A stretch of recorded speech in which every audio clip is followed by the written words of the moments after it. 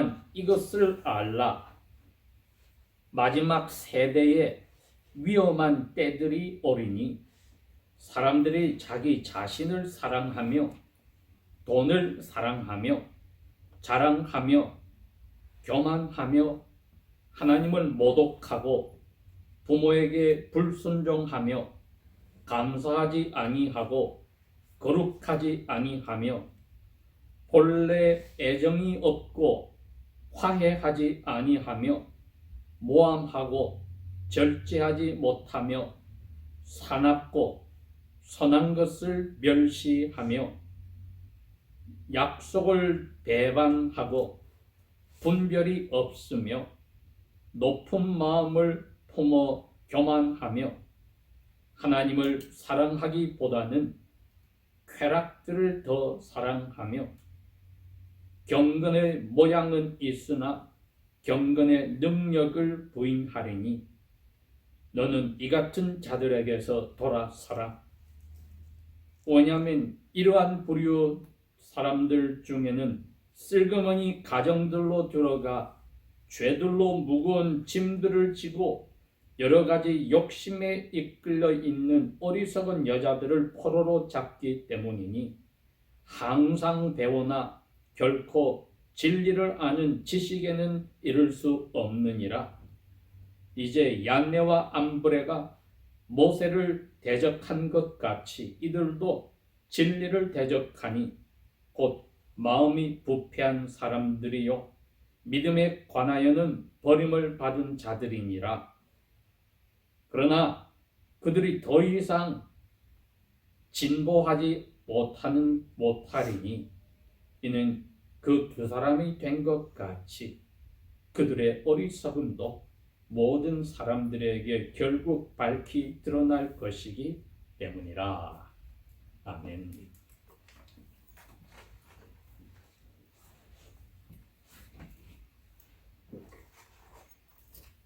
신약 성경에서 구약의 말씀을 예수님께서 인용한 것 중에 하나가 하나님의 나라가 가까웠다, 이런 말씀을 하셨습니다. 그 다음에 오순절에는 사도 베드로가 또 이렇게 이야기합니다. 예언 말씀에 따라 마지막 세대에 너희 남종과 여종들에게 하나님의 영을 넘치게 부어주리라고 하셨을 때 그 마지막 세대와 예수님이 말씀하신 하나님의 나라가 과연 1세기에 사도 바울을 통하여 하나님의 자녀들이 된 이 에베소에 있던 디모데 목자가 목회를 하던 교회 멤버들에게는 어떻게 이해되었을까 생각을 해봅니다. 그래야만 오늘 이 디모데에게 보낸 개인 편지의 두 번째 편지의 거의 마지막에 다가온 3장에서 말하는 디모데야, 그리고 디모데가 목회하는 너 교회 멤버들아, 이것을 알아라. 마지막 세대의 위험한 때들이 온다 하는 그것을 저희들이 그분들이 이해하듯이 잡아낼 수가 있습니다. 예수님께서 하나님의 나라가 가까웠다고 말씀하실 때는 마지막 때가 왔다는 뜻입니다. 그게. 그러니 구약 세대에서 선지자들이 하나님의 날이 왔다는 것은 심판의 날을 이야기하는 것인데 그 심판의 날이 와야 하나님의 나라가 완성이 됩니다. 그러니까 예수님께서 하나님의 나라가 가까웠다고 말할 때 그 듣는 사람은 이거는 이 세상의 마지막 세대로 하나님의 심판날이 가까웠구나를 알았습니다. 그래서 회개하라는 명령을 하셨던 겁니다. 세례 요한도 그랬고 예수님도 그랬습니다. 그렇게 하고 적어도 20년의 세월이 더 지나서 그 하나님의 나라가 가까웠다는 것은 이미 예수님이 나이 30살쯤 때에 말씀하셨을 때 시작이 되었기 때문에 하나님의 심판날이 이제 아주 가까웠다는 것을 사도 바울도 그의 영적인 아들과 같은 이 목자 디모데도 그가 목회하는 교회 교인들도 알고 있습니다. 마지막 세대에서 하나님의 나라가 점점 가까워 하나님의 심판날이 가까워올 때에 디모데야 너에게도 그리고 이 편지를 너가 읽어줄 이 모든 교회 멤버들에게도 그리고 이 아시아와 유럽 전체에 지금 하나님의 자녀들이 곳곳에서 가정에서 가정교회를 모인 그 교회도 어려운 때들이 온다는 것을 알아라. 이것을 어떤 학자들은 오해를 했습니다. 하나님의 심판이 오기 직전에 이 세상 끝에 가서야 어려울 때가 올 것이라고 이것을 해석을 했지만은 이 본문 자체 그렇게 되어 있지 않습니다. 이 어려운 때가 오는 이유가 2절부터 설명이 되어 있기 때문입니다. 5절까지 사람들이 이렇기 때문에 어려운 때가 온다. 그리고 이런 사람들을 주동하는 지도자 계층의 종교 지도자 계층의 사람들이 있기 때문에 어려운 일들이 너희들에게 때들이 오는 것이다 하고 이야기를 해준 겁니다. 그러면서 그런 사람들에게서 이 어려운 때가 너에게 교우들에게 닥쳤을 때 너는 돌아서라. 5절 마지막 부분에 그 이야기를 했습니다. 너는 이 같은 자들에게서 돌아서라. 그러니 지금부터 근 1900년 전에 디모데 목회자에게 이 명령을 하신 분이 그 마지막 세대의 어려운 때들이 너희들에게 찾아왔다고 할 때 디모데와 그의 목회를 받는 하나님의 자녀들에게서 이 명령을 저희들이 생각을 해야 됩니다. 이거는 이미 디모데가 살아있을 때 사도 바울은 하늘로 불려가실지 몰라도 남겨질 디모데와 그의 1세기의 교회 멤버들이 살아있을 때 어려운 때들이 오는구나.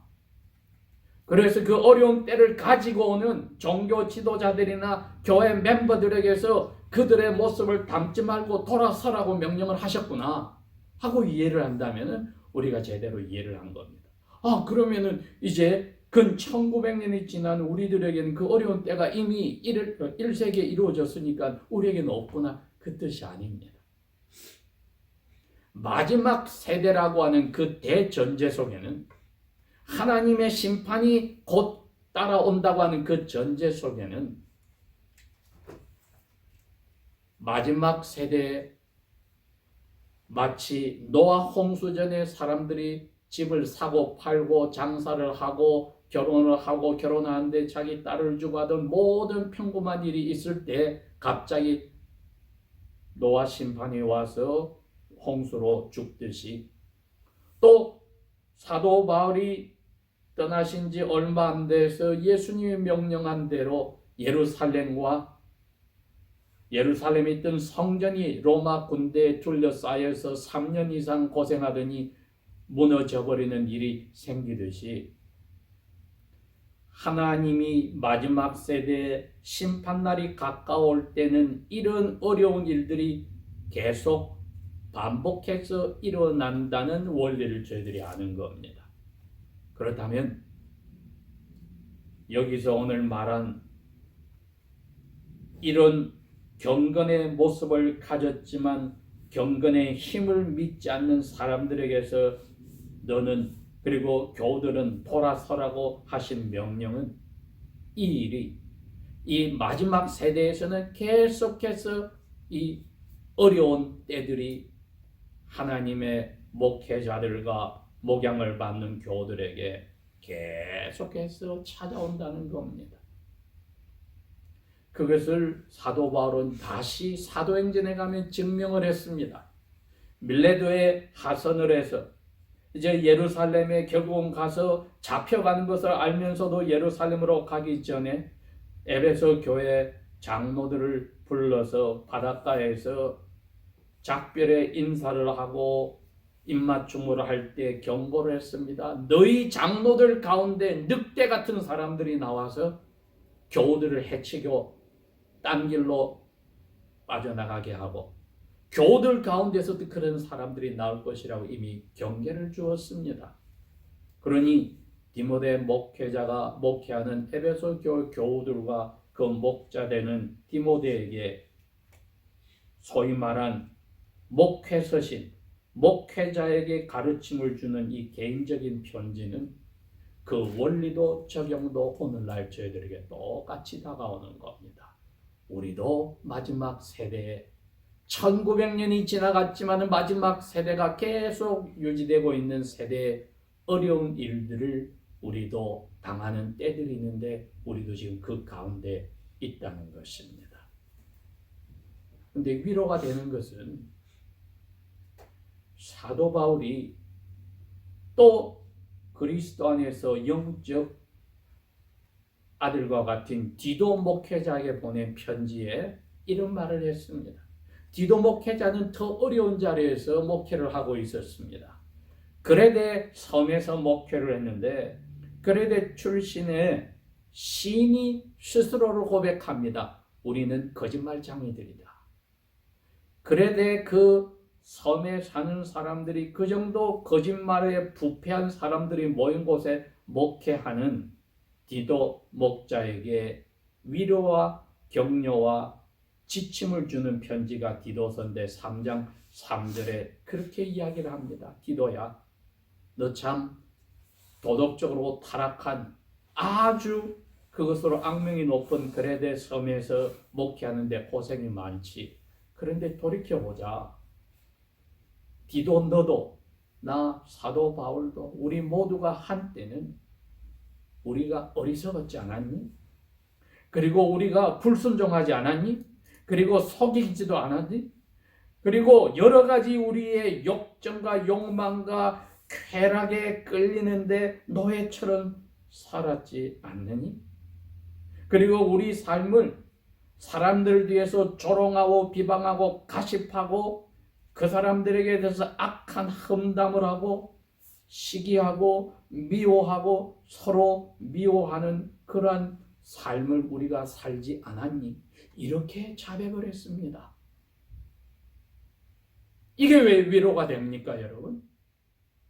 우리가 그런 자리에서 뽑혀져서 이제는 그런 일을 하는 사람들에게 핍박을 받는 자리로 하나님의 자녀의 자리로 갔기 때문입니다. 사도 바울은 디도서 3장 3절에 한 디도 너나 나나 그 글에 대해 악한 자리에서 불림을 받은 하나님의 자녀들인 교우들이나 한때 다 그 거짓말이 능통하고 부패했던 그분들과 다를 게 없이 살았어. 자화상, 셀프 포트레이트를 잘 설명을 했기 때문에 우리가 그 어둠의 자리에서 빠져나왔다는 것은 하나님 앞에 감사하지 않을 수 없는 겁니다. 스스로가 거기에서 빠져나올 수 있습니까? 없습니다.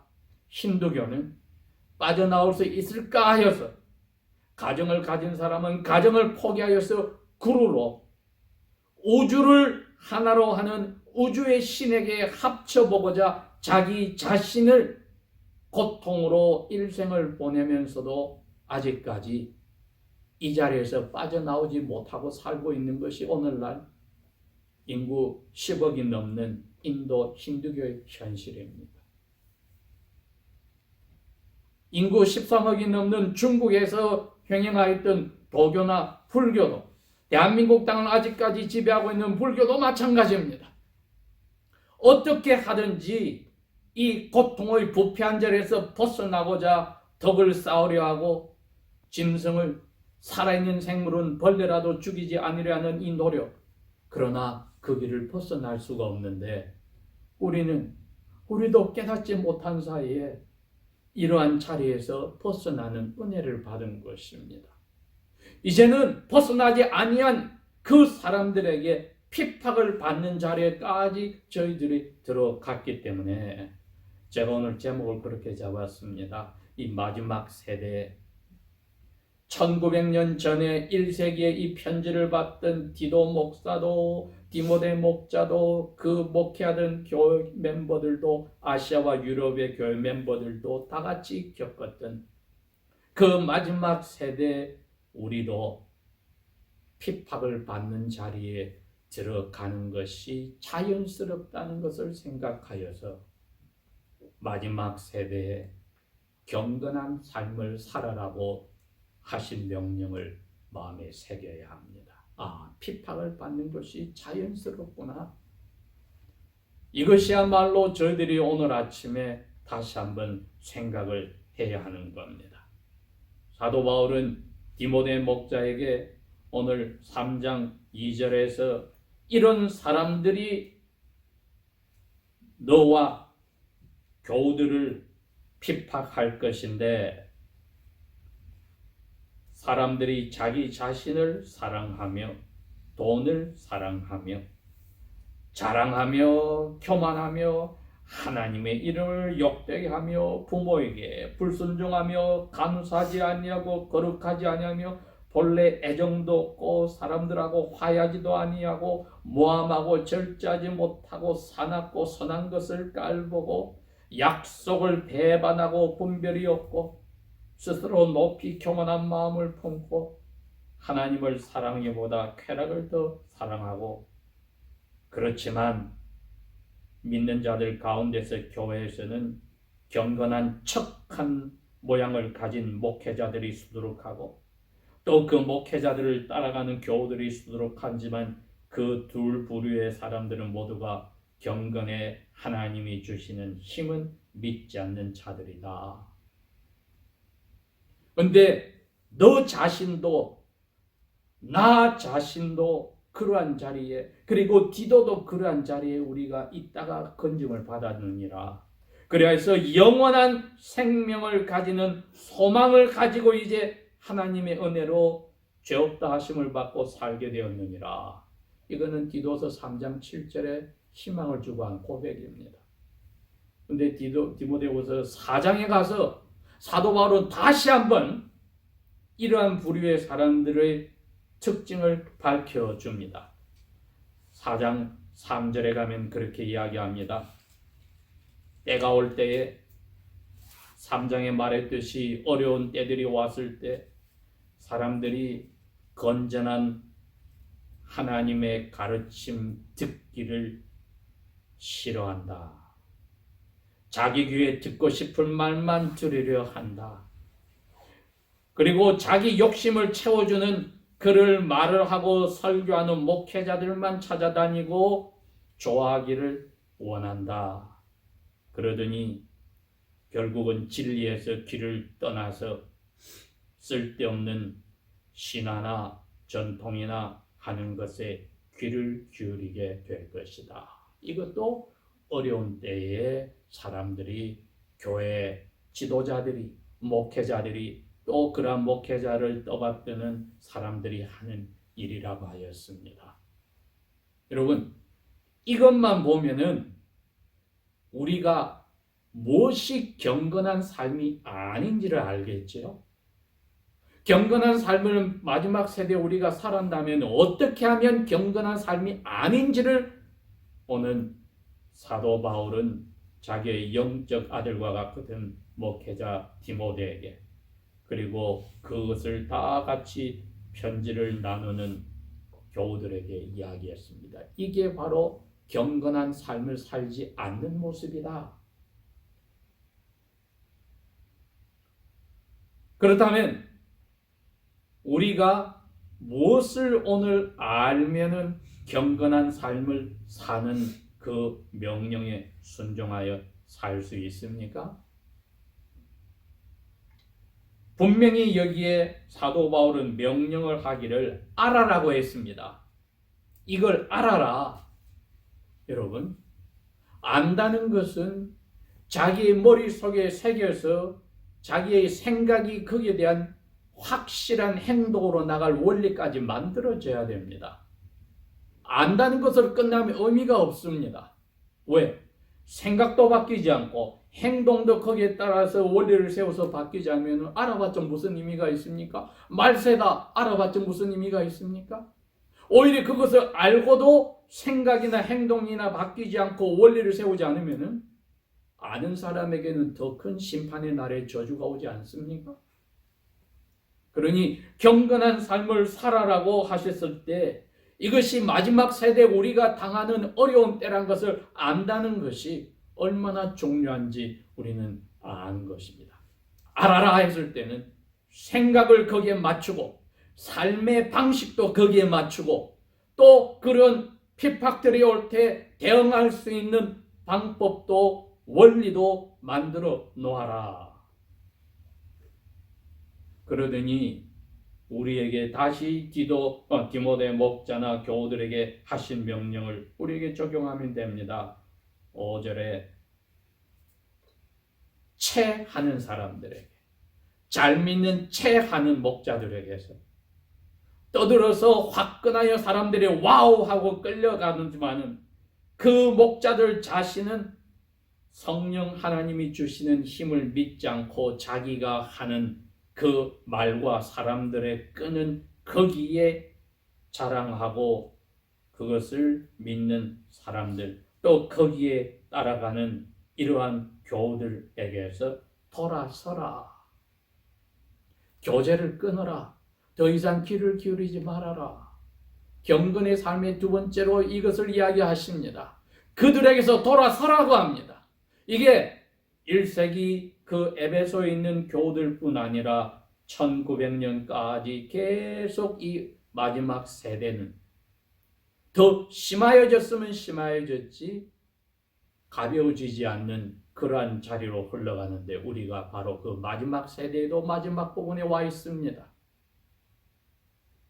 유대인들을 하나님께서 마지막에 돌이키는 기적을 일으키기 위한 준비가 이제 예루살렘을 하나님께서 완전히 열어서 유대 땅에 벌써 1948년에 유대인들이 하나님의 복음을 들을 수 있는 준비까지 할 수 있도록 그 나라를 회복해서 준비가 끝났으니 저희들은 마지막 세대에서도 주님의 나라가 완성되기 직전인 심판의 날이 다가오는 바로 그 앞까지 와 있는 겁니다. 그것도 4년 전에 도널드 트럼프 대통령이 당선되고 나서 그 일이 급속하게 이루어졌기 때문에 저희들은 경건의 모양은 가지고 있으나 그것의 성령의 힘을 믿지 않고 자기가 가진 그 못에 믿는 목회자들과 그 목회자들의 귀를 기울이는 사람들에게서 돌아서라는 말씀에 순종하여야 합니다. 무엇보다도 디모데전서, 후서와 디도서는 목자인 이 두 사람에게 주신 경고와 격려의 말씀이지만은 이분들을 통하여 그 편지를 다 같이 읽는 목양을 받는 교우들에게도 똑같이 적용하는 명령입니다. 우리가 하나님의 뜻에 따라 경건한 삶을 살려 하면은 이런 사람들 때문에 고통을 받는구나. 어려운 때들이란 것이 바로 그겁니다. 위험한 때들이요, 고통을 받는 때들을 우리가 당하는구나 생각을 해야 합니다. 특별히 이들이 어떤 식으로 디모데나 그 교우들과 그 후에 1900년 동안에 예수 그리스도의 제자로서 살려는 수많은 목회자들과 교우들에게 고통을 주는가? 6절에 이런 방법을 쓴다고 했습니다. 슬그머니 사람들의 집으로 들어가서 죄 때문에 무거운 짐을 지고 욕심에 이끌려서 있는 어리석은 여자들을 포로로 잡았다. 이분들이 왜 어리석은 여자들입니까? 항상 배우나 결코 생명에 이르는 진리를 아는 것에는 닫아들지 않는 분들이다. 왜? 머릿속에 이 세 가지 아까 말한 이 사랑이 빠져 있는 분들입니다. 하나님을 사랑하는 것보다 쾌락을 좋아하는 것입니다. 그게 남편 자랑이 되었든 자녀 자랑이 되었든 자기 스스로의 몸매 자랑이 되었든 인맥 관계 자랑이 되었든 자기 인물 자랑이 되었든 자기의 성품을 자랑하는 것이 되었든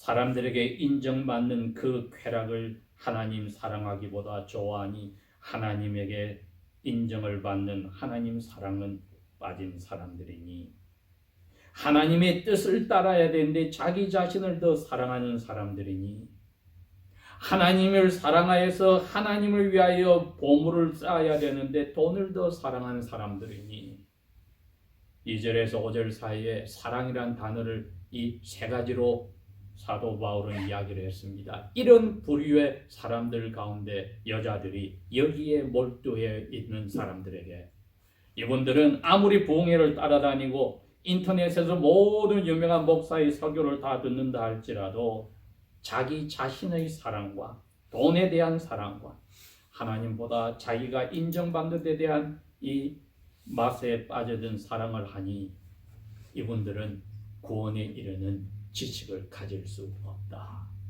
그런 사람들을 혹하려고 찾아가서 오늘날에야 클릭 한번 하면은 그 집 안방에 침실에까지 가서 그분들을 유혹하고 말로 그분들의 간지러운 귀를 긁어주는 말씀을 통해서 한 팀이 되는 어려움을 진정한 제자들에게 주는 일들이 21세기 2020년에는 얼마나 더 횡행하고 있습니까? 이렇게 하여서 경건한 삶을 살아라고 하신 명령의 세 번째는 우리에게 이렇게 경고하는 겁니다. 이러한 특징을 가진 사람들과 또 그들이 좋아하는 목자들을 이 전체가 마치 누구와 같으냐? 8절입니다. 얀네와 얀브레가 모세를 대적한다. 결국 하나님의 말씀을 전해주면은 되쳐버리는 원수처럼 이를 가는 사람들이 돼. 왜? 그 사람들의 마음이 부패하고 믿음에 관해서는 하나님은 버림을 해버린 사람이다. 결국은 이 사람들의 모습이 그대로 조만간에 드러나게 될 것이다. 우리가 살아있는 동안에도 한국에 있을 때에도 여기 와서도 많은 유명한 목회자들이 넘어지고 그를 따르던 사람들이 사라지고 했습니다. 한국에서 한때 이장님 목사가 유행했던 다미 선교가 있었습니다. 다가온 미래를 하는 선교다. 교우들이 자기 집을 팔고 가정을 떠나고 다 연보했던 돈으로 자기는 주식을 사놓고 딴짓을 했습니다. 곧 주님이 온다고 재림을 준비한다고 했는데 딴짓을 했고 나중엔 자기가 고백을 했습니다. 잘못을. 예를 들자면은 이런 식으로 많은 주님의 이름으로 경건의 모습을 가진 사람들이 사람들의 마음을 혹하고 결국은 얀브레와 얀네와 같은 자리로 진리에 대해서는 이를 가는 자리로까지 가서 믿음에 떠난 사람들이 많은데 얀네와 얀브레는 다른 사람들이 아닙니다. 바로왕 앞에 모세와 아론이 있어서 야훼의 말씀에 따라 기적들을 행했을 때 바로왕이 이끄는 그 수많은 무당들과 박수들과 점쟁이들과 그 기적을 일으키는 사람들의 대표 두 사람을 이야기합니다. 이 사람들이 하나님의 말씀을 전하는 모세와 아론의 기적을 반대하며 거짓으로 만들어내다가 결국은 자기 자신들도 짐승도 가족의 장남도 잃어버리는 자리를 가며 자신들이야 당연히 믿음의 자리를 가지 못한 부패한 사람들인 것을 만천에 밝히게 됩니다. 그들을 불렀던 바로왕도 고백을 하고 손을 들게 됩니다. 그러니 오늘 우리에게 무엇을 그리스도께서 사도 바울을 통하여 이야기하십니까? 경건하게 살겠다고 결심한 사람들은 세 번째로 준비해야 될 것이 바로 3장 그 밑에 12절에 나옵니다. 디모데야, 너가 나를 통해서 복음을 듣고 구원받았던 바로 그때 내가 너희 옆 동네 안디옥이나 이코니움이나 리스트라에서 어떤 고통받았던지 알고 있지? 너가 이제 나를 닮아서 너도 그 자리로 들어가야 돼. 그래서 우리 모두에게 그럽니다. 누구든지 그리스도 안에서 경건하게 살겠다고 결정하고 행동하는 사람들은 반드시 이러한 경건의 모습만 가졌으나 능력을 부인하는 목회자들과 교우들에게, 심지어 같은 교회 안에서도, 크게는 큰 교단 안에서도, 심지어 같은 가족 안에서도 핍박을 받으리라. 이거 각오하라는 겁니다. 지난 1900년 동안 그런 어려운 때들이 왔고, 앞날도 주님이 오시기 직전, 심판하러 오시기 직전까지 이들은 점점 더 커져 나갔을지언정 이러한 일이 줄어들 리는 없다고 하였습니다. 기도하겠습니다.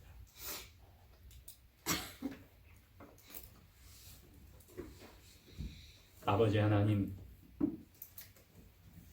자신의 사랑하는 영적 아들인 디모데와 그 목회하는 교우들에게 주신 이 말씀을 생각하면서 우리가 성령의 도우심으로 경건의 삶을 살아 경건의 능력을 믿고 은혜의 맛을 보고 영원한 삶에 대한 소망을 가지고 살게 하심을 감사합니다.